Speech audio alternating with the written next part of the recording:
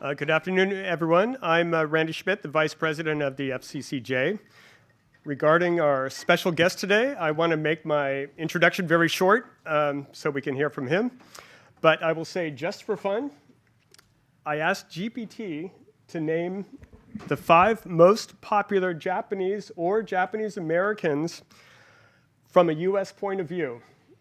And the results of the 5 were, in reverse order, number 5, movie director Akira Kurosawa. Mm-hmm. Number 4, baseball player Shohei Ohtani.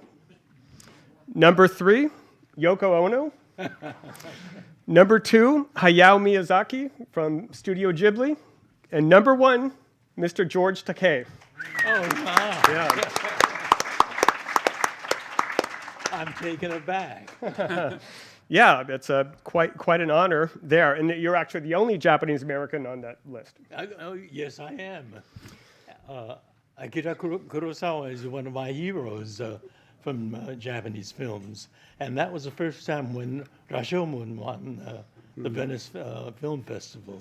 It was a source of great pride and my introduction to Japanese samurai films. Actually not.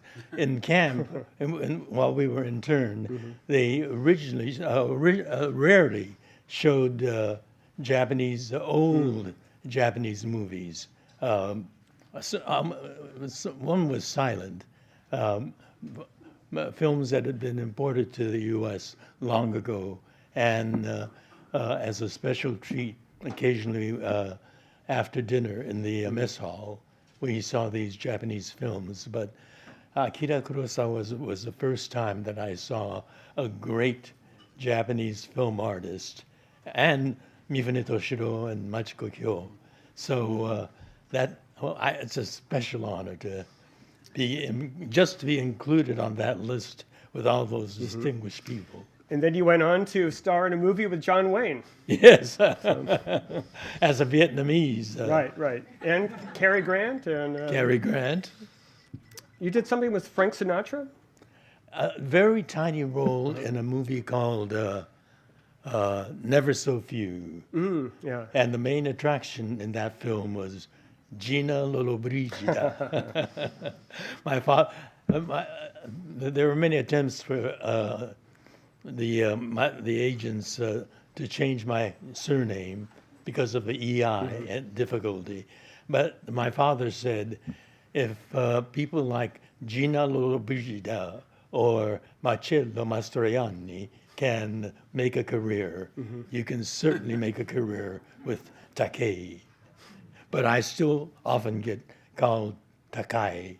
Yeah. And I teach the mispronouncers a little bit of Japanese as well as the correct pronunciation of my name. I tell them my surname is not pronounced Takei. That would be spelled in Roman language as Takai.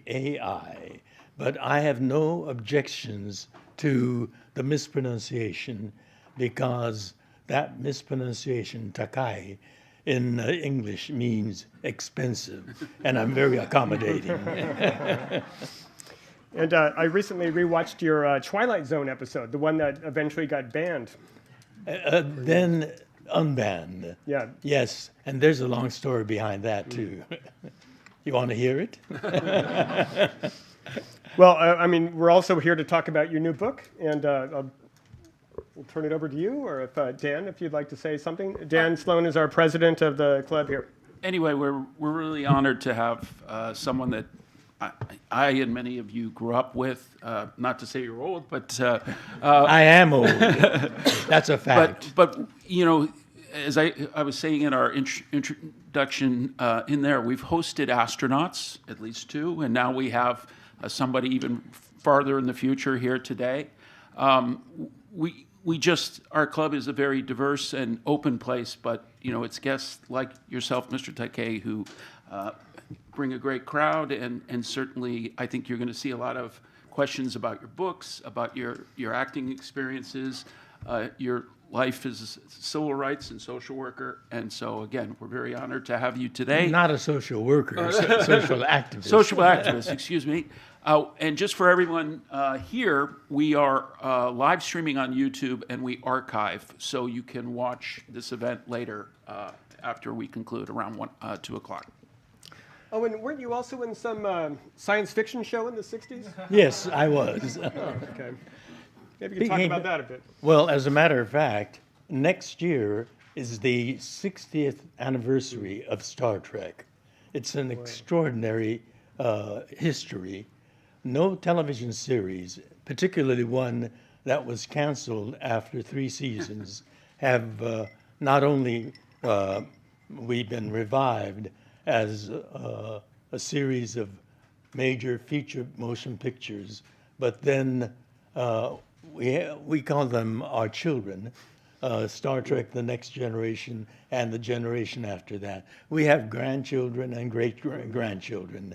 So we have indeed, for a television series that was not very popular when we began, we have indeed lived long and prospered.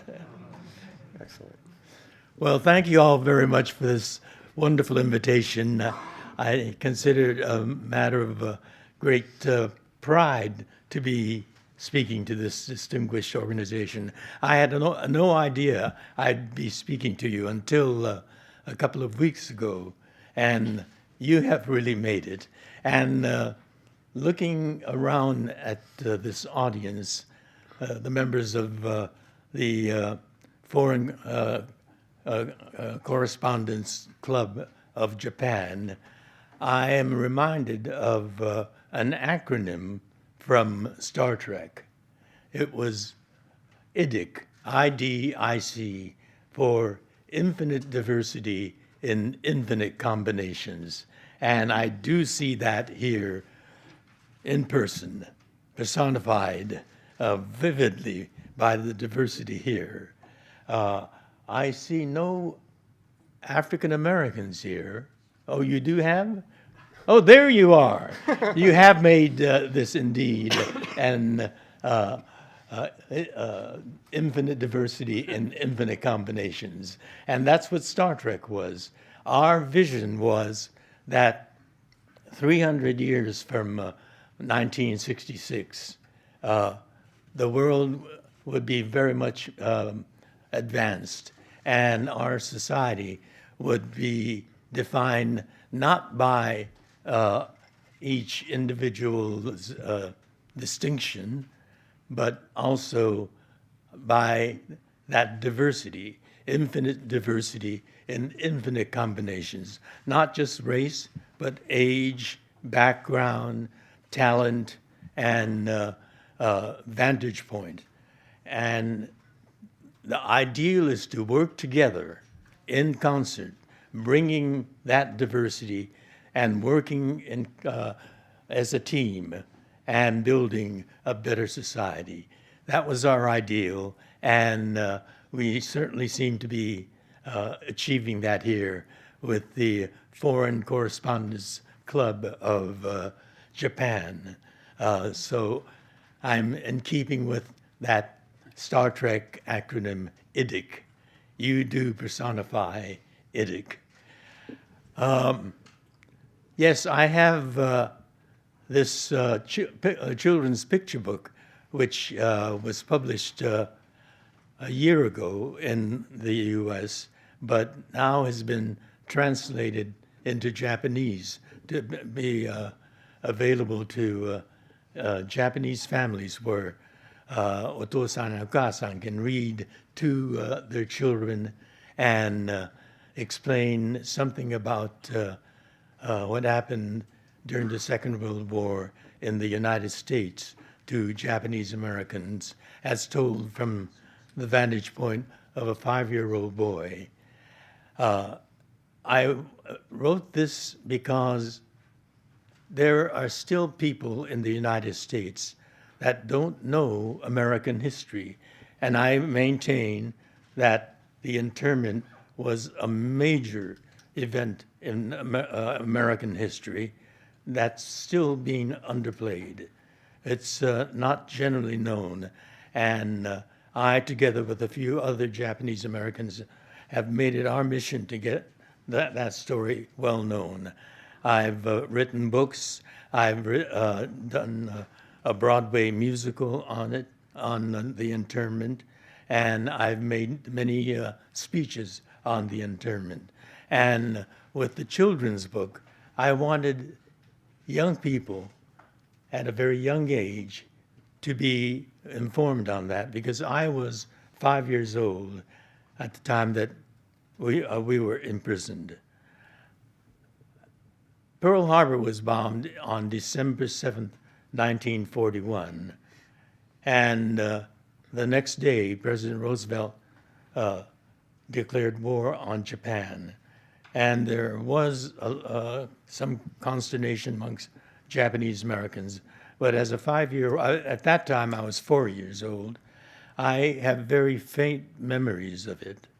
And I knew the tension and the chaos that was happening, but to a 5-year-old and sheltering parents, I have no vivid memory of it until one morning in May when my father came rushing into the bedroom that I shared with my brother, Henry. He was a year younger. Our family was a Japanese-American family. All of us were American, born in the U.S., except for our father. He was born in Japan, Yamanashi-ken, not too far from Tokyo, at the foot of Mount Fuji. And when he was still a boy, he lost his mother. And his widower father, my grandfather, decided that he was going to start life anew by going to America with his 2 boys. My father was the younger of 2 boys. He was in his early teens when they sailed for San Francisco. My father was raised in San Francisco, educated in San Francisco, and was fluent in English and Japanese, which was a unique set of talent that became very useful when internment came. And that came soon enough in May of 1942. In February of 1942, President Roosevelt signed Executive Order 9066, which ordered all Japanese Americans on the West Coast, immigrant, American-born, children of American-born, sanseis, were all considered Japanese and considered enemy aliens. That's the category that we were put under, which was preposterous. My mother was born in Sacramento, California. Actually, when she was born, it was a small farming town near the city of San Francisco. And her parents, my maternal grandparents, came to the United States from Japan. My maternal grandfather came in the 1890s, and my maternal grandmother came in the early part of the 20th century, early 1990s, or 1909. So we were an American family, born, raised, and my father was the only one born in Japan.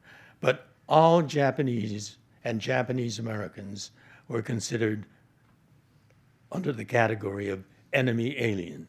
We had nothing to do with Pearl Harbor. We were absolutely baffled by that categorization. and with no due process, no legal process. There was no charge, no trial, no evidence of any kind other than the fact that we looked like this. We were rounded up and put into barbed wire prison camps, and that's what they were, in fact. They found euphemisms like a relocation center, a pioneer community, euphemisms like that. But it was a time of horror and confusion and chaos by all of America, because Pearl Harbor was a devastating bombing. And with that kind of unjust process, we were rounded up. I remember as I said, my memory of that period is very faint. But on a May morning, 1942, I remember my father came rushing into the bedroom that I shared with my brother, Henry. And he dressed us hurriedly and told us to play in the living room while he and our mother did some last-minute packing in their bedroom. There was nothing to play with, or we didn't feel like playing in the living room. So Henry and I just stood by the front window, gazing out at the neighborhood. Calm, quiet, and suddenly we saw two soldiers marching up our driveway. They carried rifles with shiny bayonets on them. We were terrified. They stomped up the front porch and with their fists began banging on the door.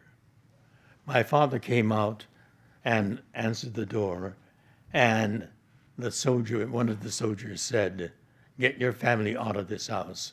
And my father said, "I need a few more minutes to finish packing. My wife's back there packing now." And they said, "Get out now." I said, 5 minutes. And the other soldier then raised his rifle and pointed it at my father's face. Henry and I were petrified. Just inches away from his face was this sharp bayonet. And the other soldier said, "Okay, 5 minutes, go on." And my father rushed back to their bedroom. But that soldier that pointed the bayonet at my father's face came into the house and followed my father into their bedroom. Henry and I were petrified. I remember the chilling horror of that. And shortly my father came out, lugging two heavy suitcases and small boxes tied with twine, two small boxes that he carried under his arms. He put them down and gave one to me and one to Henry. He said, "These are your underwear and socks. You carry them. Follow me." And he picked up the suitcases and walked outside and stood on the driveway, and we followed him and stood there with him waiting. And shortly thereafter, my mother came out carrying our baby sister, and in the other hand was a huge, heavy-looking duffel bag, and tears were streaming down her cheeks. That terror, that chill of that morning is seared into my memory. And that's when the Second World War began in frightening reality to us. We were taken down the street where there was a huge truck parked, and other Japanese American families with their luggage were already on that truck. That truck carried us to downtown Los Angeles, to the Little Tokyo area of Los Angeles to the Buddhist temple, Nishihonganji Buddhist temple, and already the sidewalk was massed with the Japanese American families with their luggage.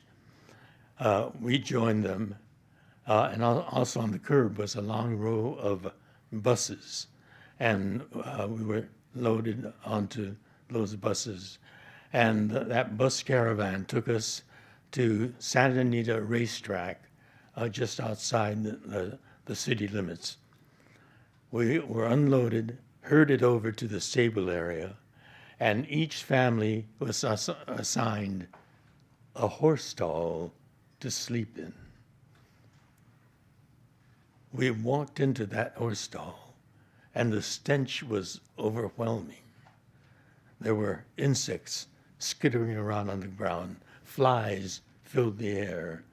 And my mother started mumbling, "So degrading, so degrading."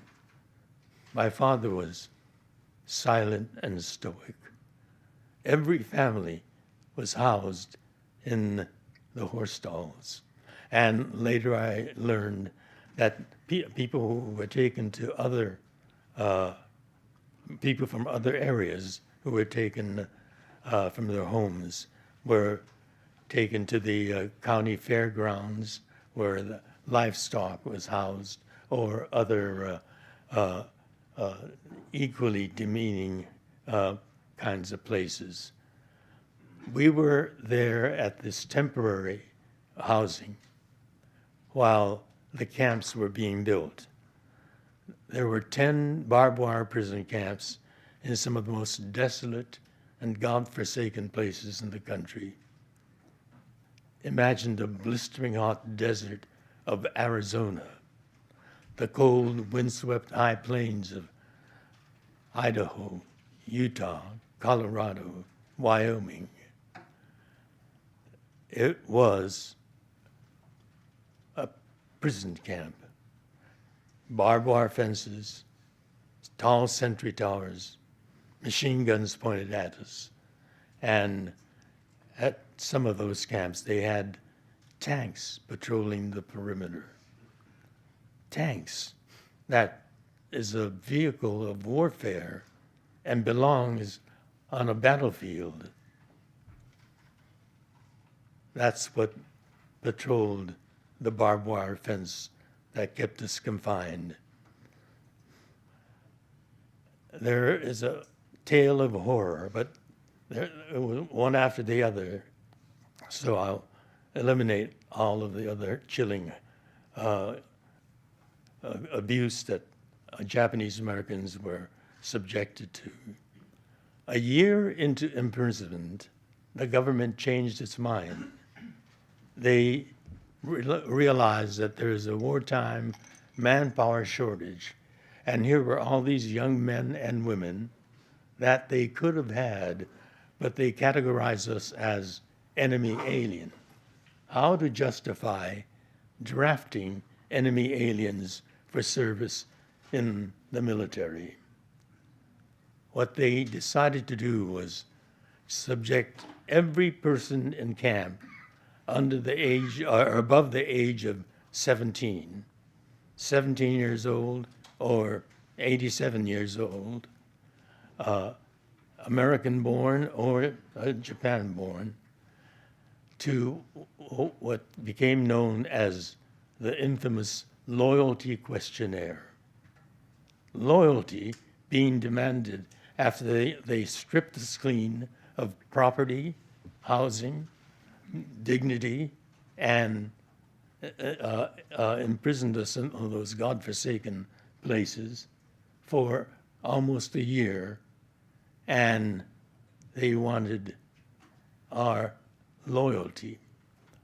It was a list of about 40 questions, most of them very irrelevant. What kind of work did you do? How long did you do it? Where did you do it? But there were two key questions.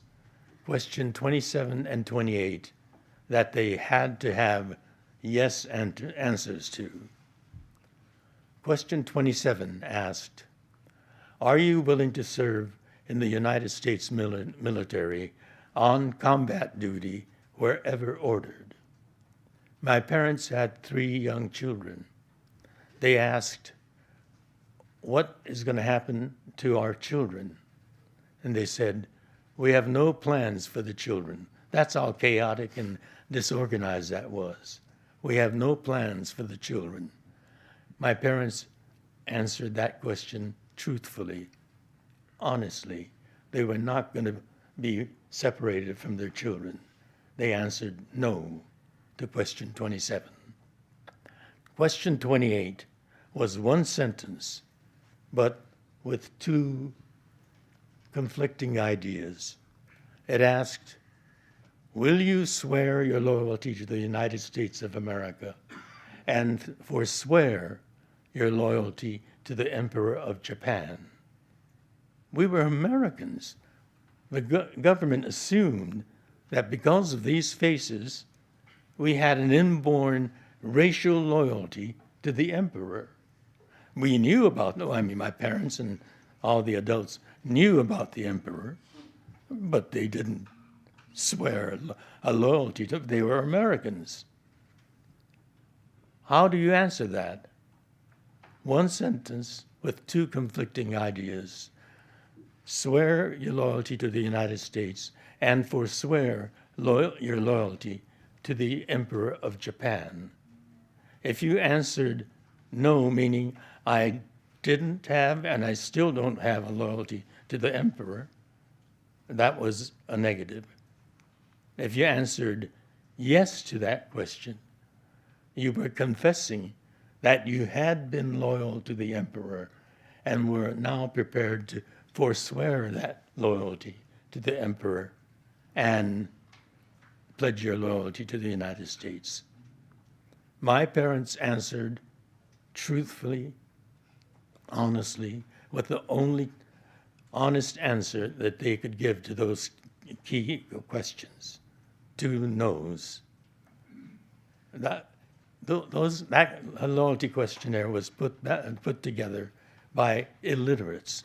All they had to do with question 28 was to separate it into 2 different sentences. Will you swear your loyalty to the United States, period?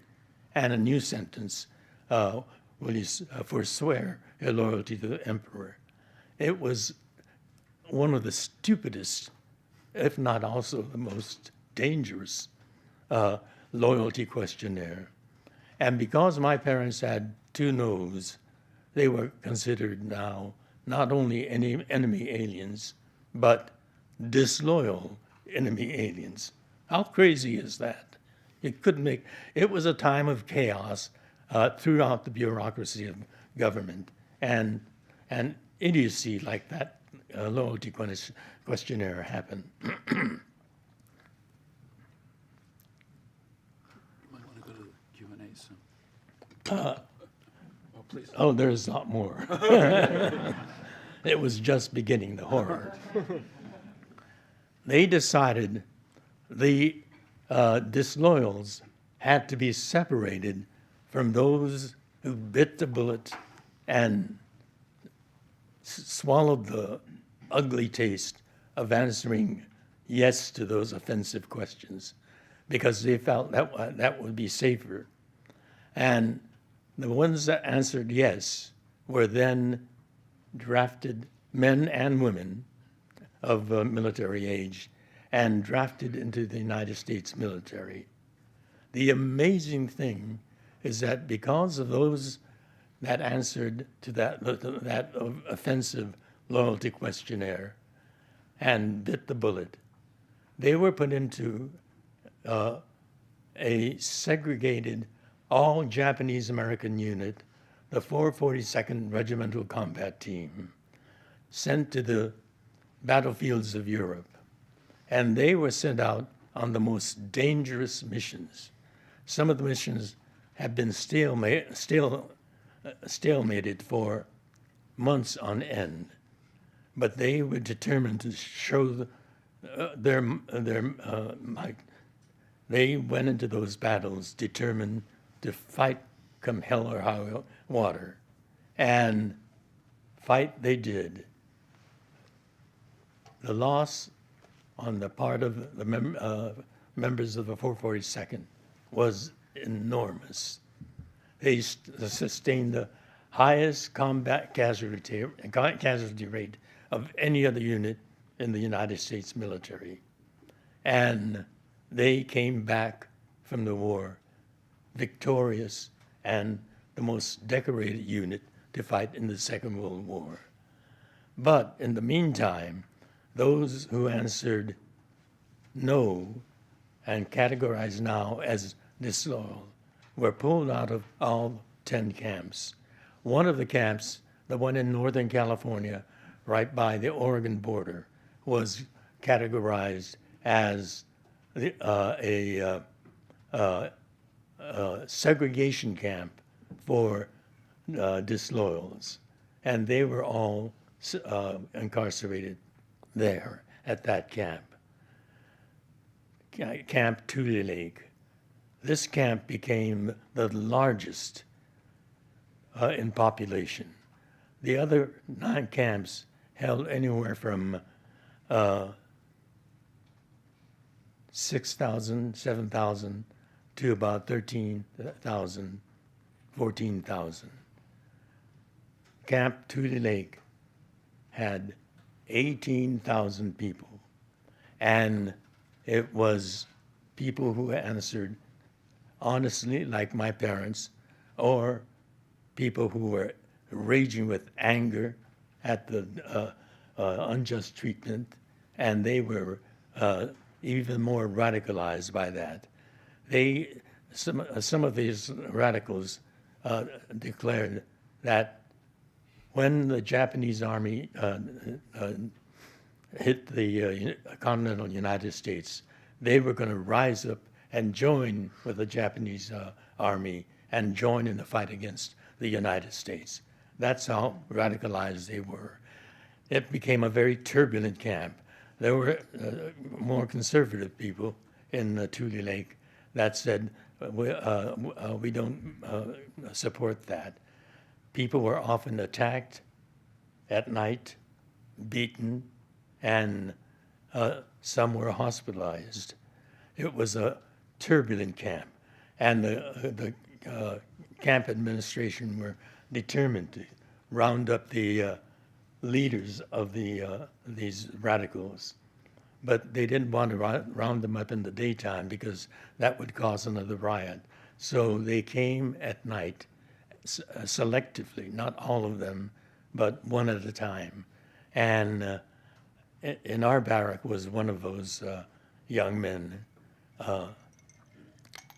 We woke up one night with a woman's sobbing and screaming, saying, "Please don't take him away," and children yelling, and a man who the camp administration suspected of being one of the radicals took him away.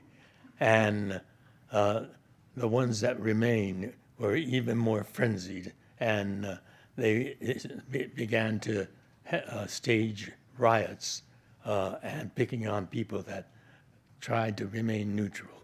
It was a turbulent, chaotic camp, Camp Tule Lake. It became the worst of the worst. And then the beginning of the end of the war happened. Hiroshima and Nagasaki were bombed. In our family, my maternal grandparents sensed the winds of war, and they left the farm in charge of a neighbor, a good friend, a Caucasian, and they went back to Japan.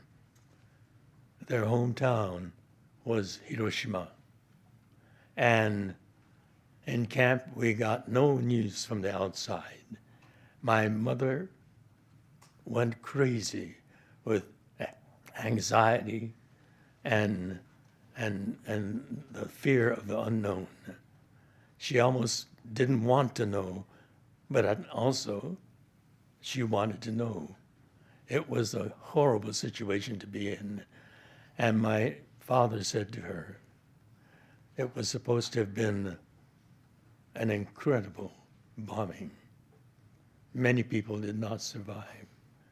Just to give yourself some peace, let's consider your parents having perished. Miraculously, after the war, we discovered that they had survived. My grandparents had gone back, and they built their home on the backside of the mountain. And the radiation, Hiroshima is ringed by mountains, and the radiation beamed up, and they were on the other side. And all their house was shattered. My grandmother survived, and my grandfather, who spent a lifetime farming, and now was enjoying his retirement, and went out fishing that particular morning. People that are fishermen are crazy. They get up early in the morning and go out, and he happened to be way out in the inland sea, and he saw that mushroom cloud on the distance, and he rode back. He came back to a Hiroshima that was flattened, or skeletal people, charred skeletal people walking around. And my youngest aunt, who had gone back with her parents, had gotten married and was in Hiroshima with her son, a little bit younger than me, about 3 or 4.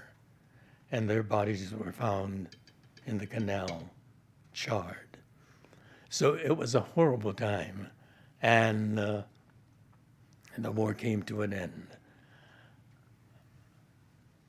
I want to get to, there's a lot more that happened. Coming back to Los Angeles and building a life from nothing.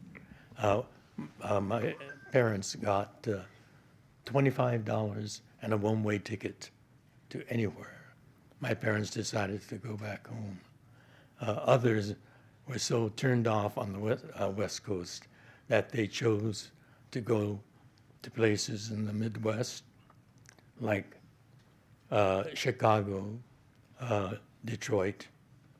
Others went to the East Coast, New York, Boston, to further their education. The war was over, but the war to get back on our feet was another chapter. But when I became in my late teens, a movement began in the younger Japanese American community to get an apology and redress for that unjust incarceration. And we began a campaign of lobbying in the classic American fashion, lobbying our congressmen, trips to Washington, campaigning, making speeches back home in our home states to build an audience. And in Jimmy Carter's term, a commission was created called the Redress Commission to gather information on the internment of Japanese Americans. And that commission held hearings in 1981. I testified at one of the hearings. There were about 700 people from the Japanese American community that testified.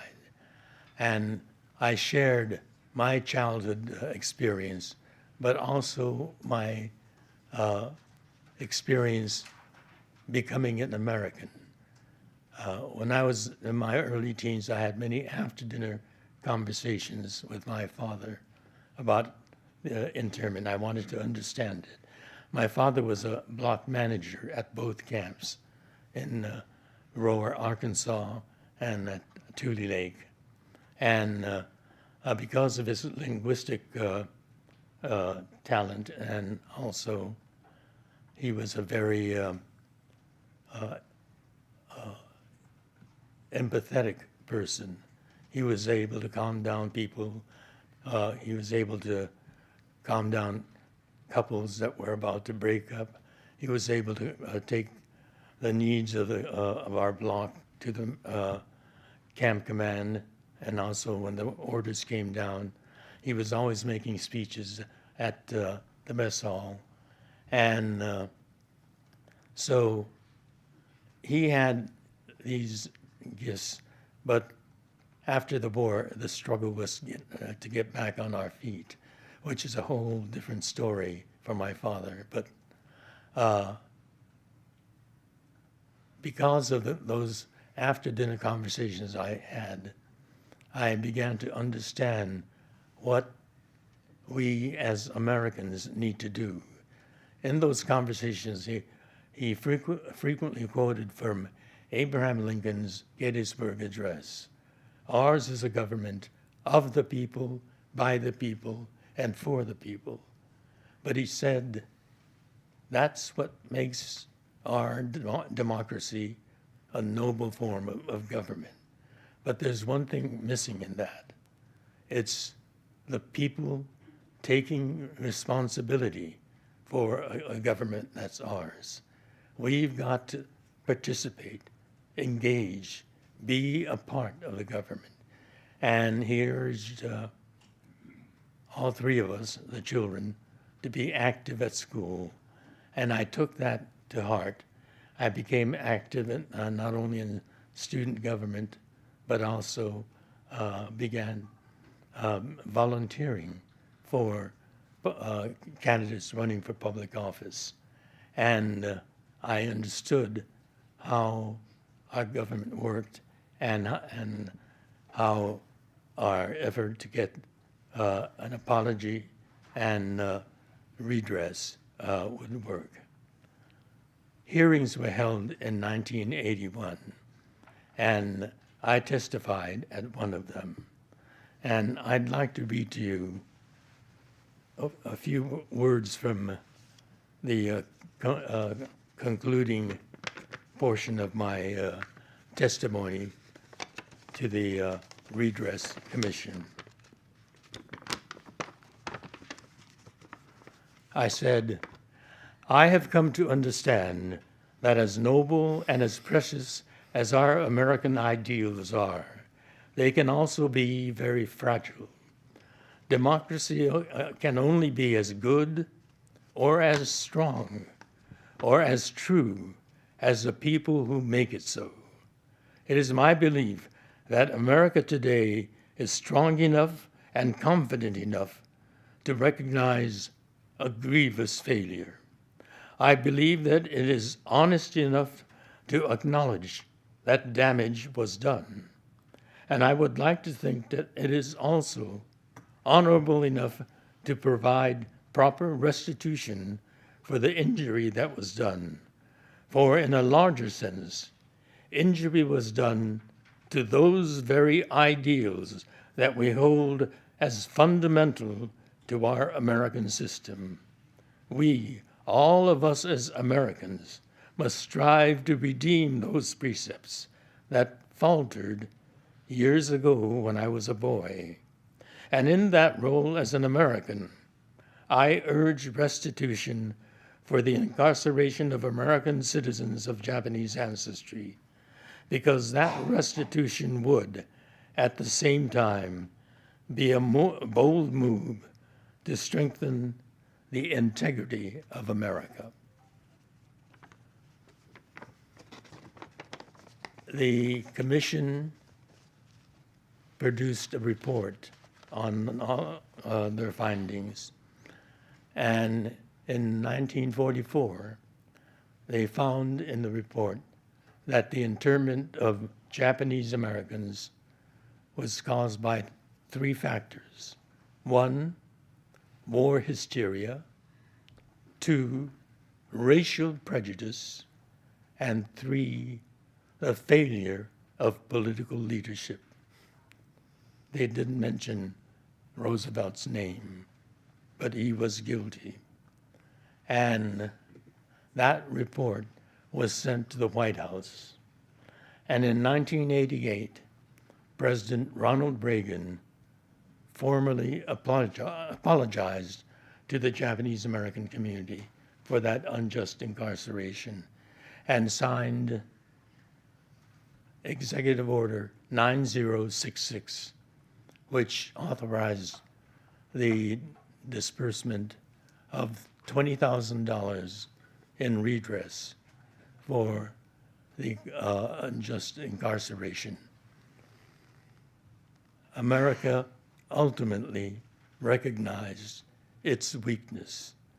Our ideals are shining ideas, and they can be strong when it is true in incorporating the active engagement of the citizen as Americans to keep those government of the people, by the people, and for the people remain true.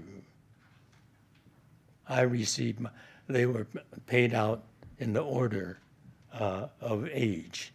And the first check went out to a lady in Phoenix, Arizona, who received her $20,000. My mother got hers in 1990, and I received mine in 1991. But I felt that was, my experience was not equal to that of my parents, and particularly my father, who served greatly as a block manager at both camps.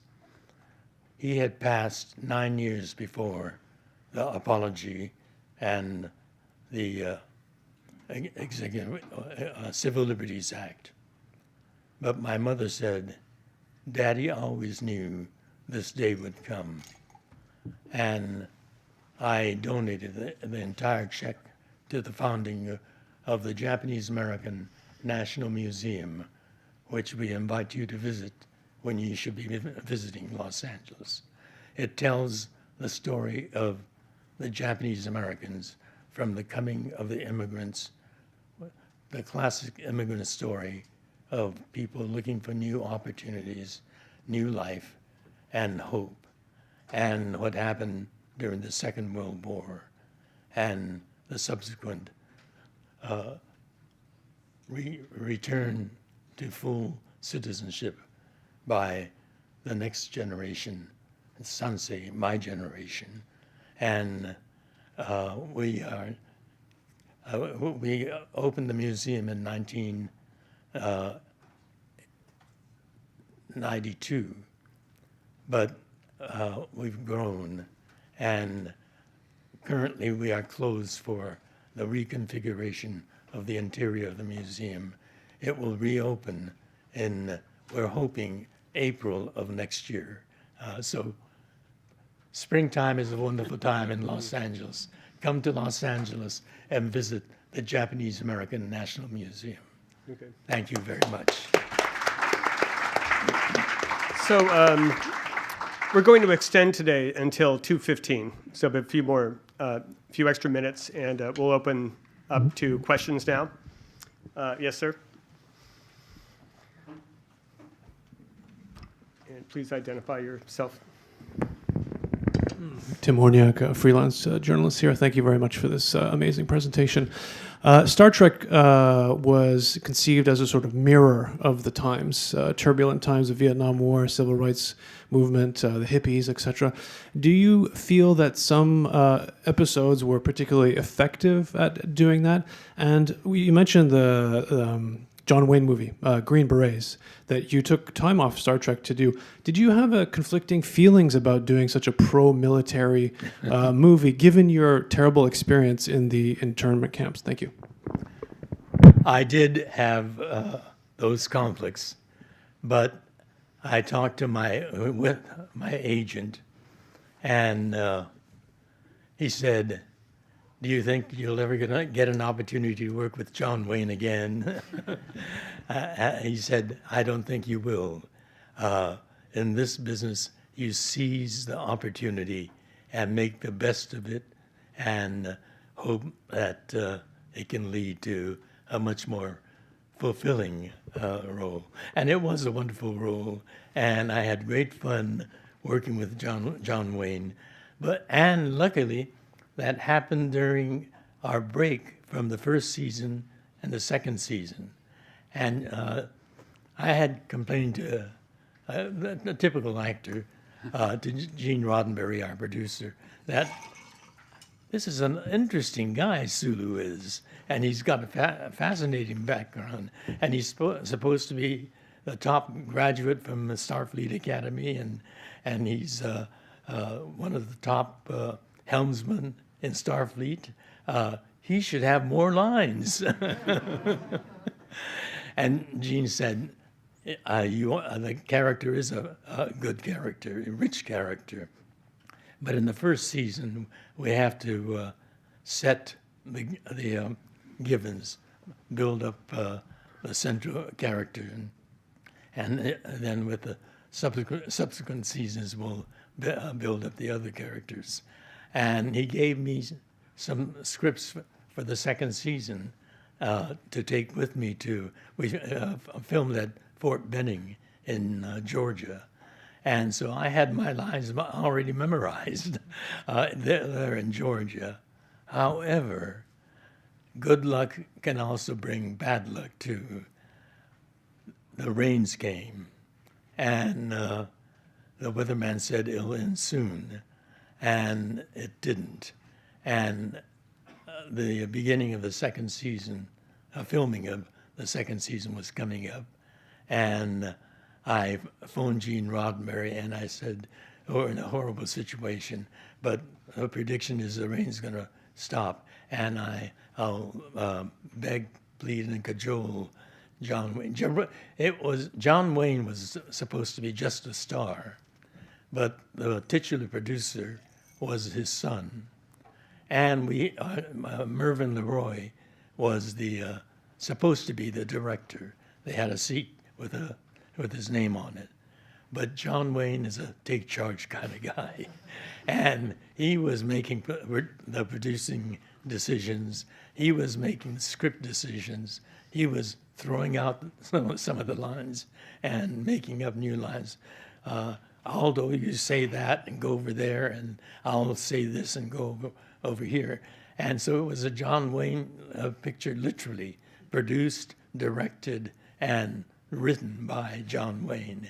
And so that added to the delay, but the rains kept going, and I missed the first 4 episodes of the new, and that's why I'm missing so many episodes. And he brought in another actor, Walter Koenig, who played Chekhov, and he brought with him an important element in this idea of infinite diversity and infinite combinations.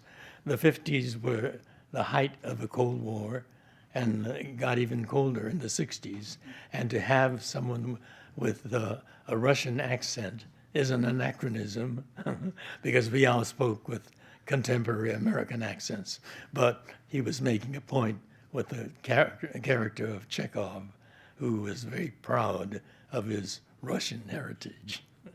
Gene Roddenberry was a very imaginative creator, and he was using the future as a very easily malleable clay. Questions? Sir?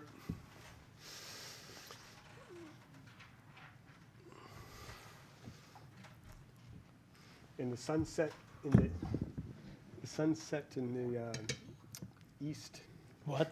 In Green Berets, the sun sets in the east. Yes. You can blame John Wayne for that. Okay, hi, sorry. My name's Andy Sharp. I work at Nikkei Asia. Thank you very much for coming today. Short question. Do you see any correlation between the Japanese internment camps and what's going on? Wait, it was not a Japanese internment camp. It was a U.S. internment camp for Japanese Americans. Japanese internment camps would be, grammatically, would mean Japan ran them. We are American citizens in America, and the U.S. government put us into those camps. So, you know, words matter. Yeah. And so please, you guys are the people that are going to be writing about it and talking about it. Please use the correct term. You're journalists, and this is a wonderful opportunity for you to get it right. They were Japanese American internment camps. They were in the United States in horrible places like the swamps of Arkansas, where we were, or the desert of Arizona, hellish places, hotter than hell, literally. So we were in Japanese American internment camps. Thank you for the clarification and correcting me there. So I'll start my question again. Do you see any correlation between the Japanese American internment camps and what's going on in the US today with the ICE raids? Thank you.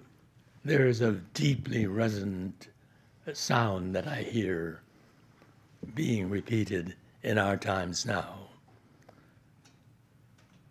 War hysteria, racism, and the failure of political leadership, exactly as the Redress Commission found. Immigration, racism, and the failure of political leadership. And he's now desperately trying to find a way out.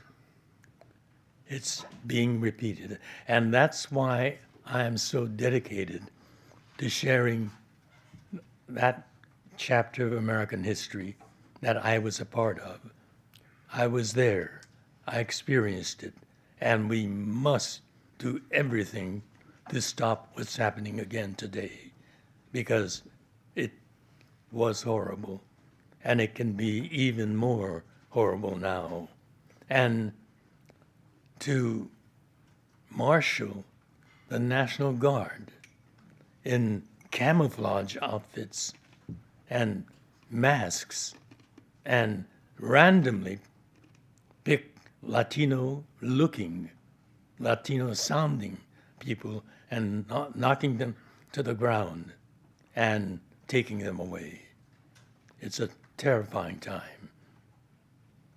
Not too different from what we went through in the 1940s.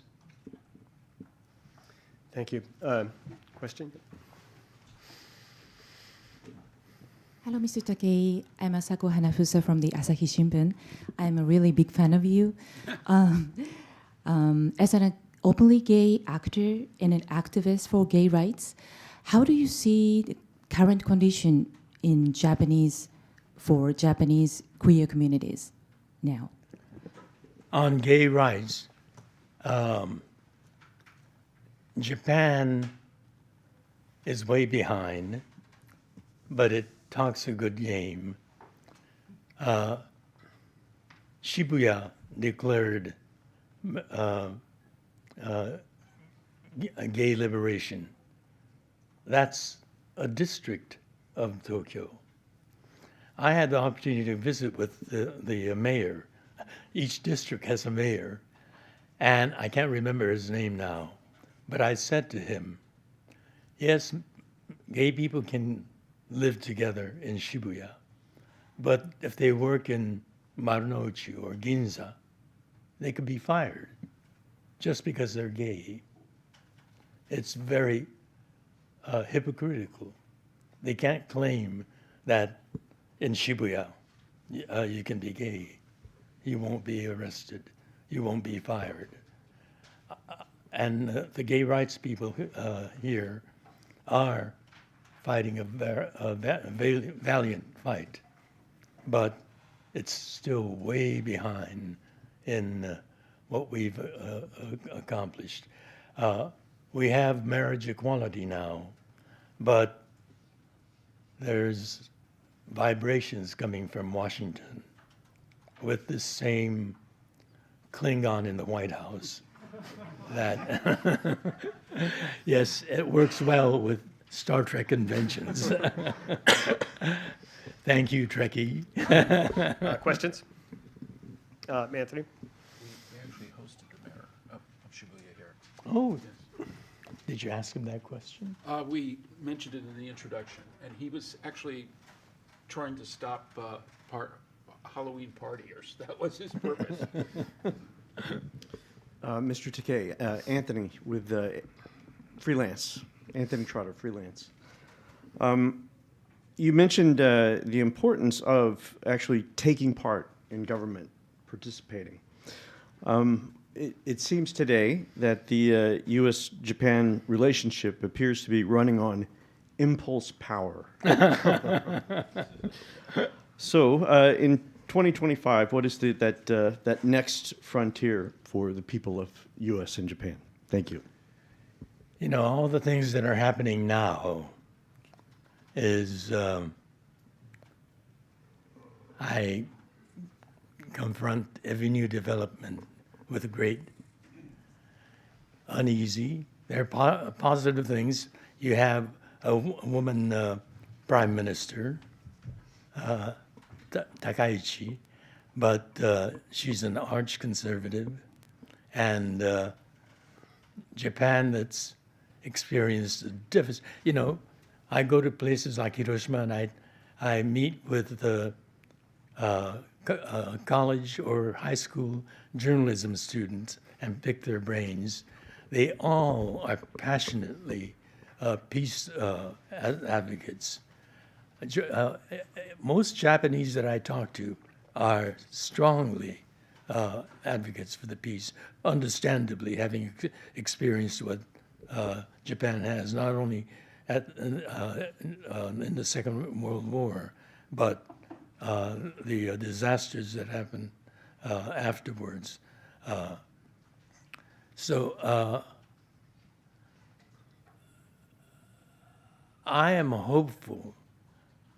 I've written a children's book because I want young children to be exposed to what me as a child was exposed to, and at the same time get their parents who might know something about that chapter of American history and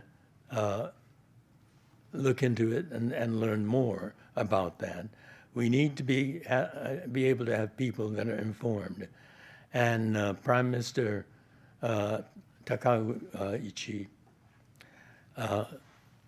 is a revisionist going back in time, and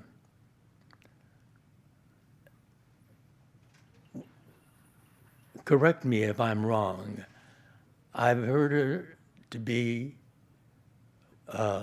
working on getting rid of the peace clause in the Constitution of Japan, of all people, where Japan needs to be at the leadership of working toward peace and dealing with these tensions. But she seems to be exacerbating with unthought comments on Taiwan, the most recent one, and I'm happy to see that women are making progress, but it's not being progressive when one's gender is just a mask for retrogressive thinking, particularly Japan, which is in a unique position to be in the leadership of working toward a more peaceful future. Thank you. Doug?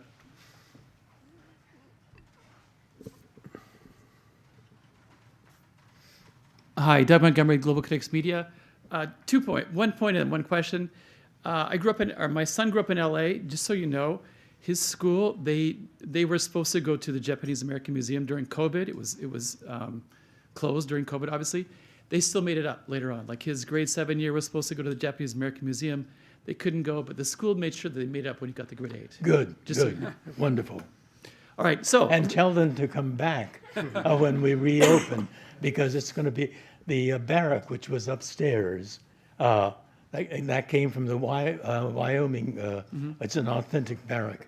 That we've hollowed out the center of the museum and put a skylight on the roof, and that barrack is the centerpiece of that center gallery of our museum. It's going to be fantastic. we will definitely go.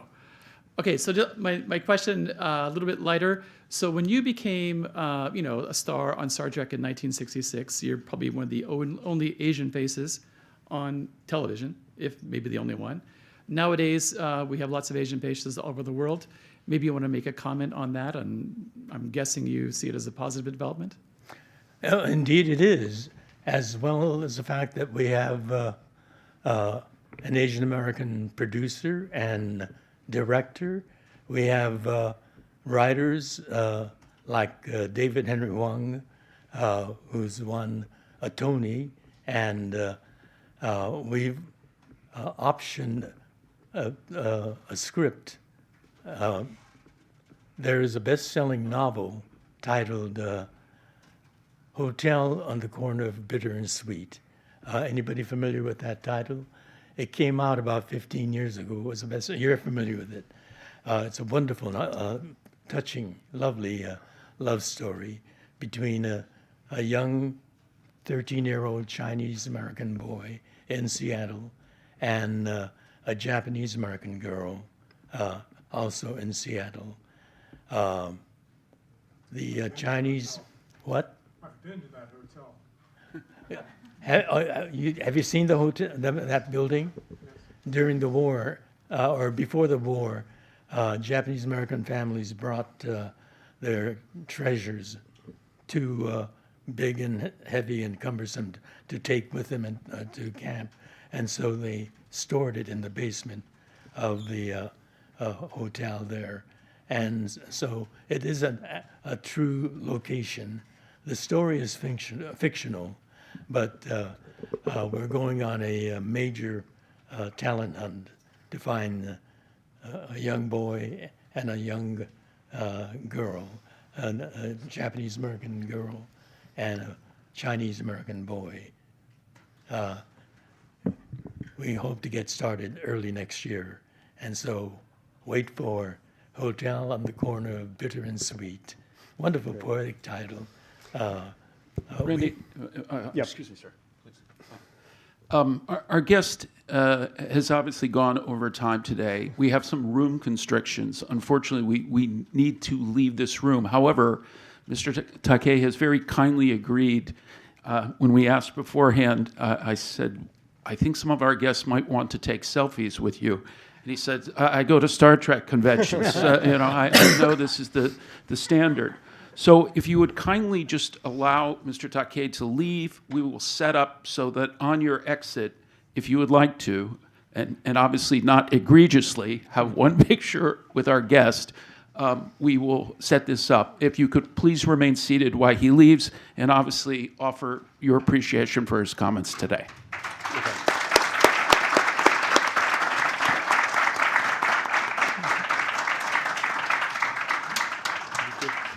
We'd also, the club would like to present you with, I believe this is an honorary membership Oh, wonderful. for 1 year. Yeah.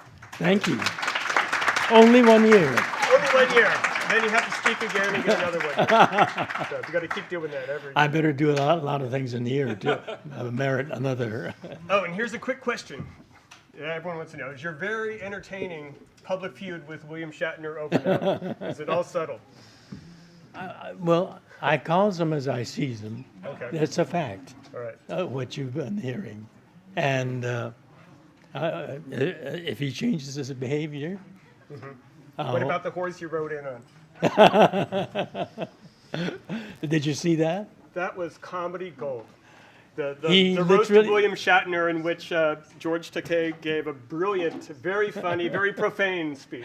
Well, Brilliant. he did ride in Yeah, on a horse, and he left himself wide open for that. That was a whole new side of you revealed to the world. Oh, I have a lot of sides. Well, thank you all very much.